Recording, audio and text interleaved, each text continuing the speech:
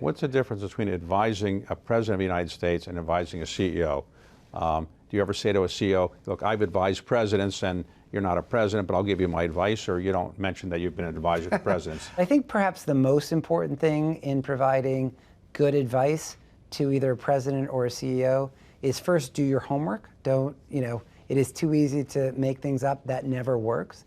And the second thing is to have conviction. The number of times I've seen people who say, I'm going to tell the president, put him in his place or put maybe her in her place, and then they get into the Oval Office and they say, and one episode really sticks out in my mind on this front, and I think it's something I try to remember in this job, and it was something that I definitely remember when I was in Washington, which is I was in my mid-20s, and I happened to be in the Oval Office, which, as you know, in your mid-20s is quite a thrill.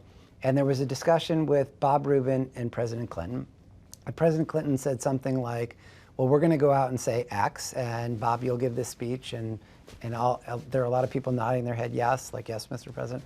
And Bob said something like, well, that's terrific, Mr. President. We only have one problem. I can't give that speech. And the president kind of looks up at him quite stunned and said, well, why not? And he said, because I don't think it's true. And it was a moment when he did it in a way that wasn't offensive, but he had backbone, he had conviction.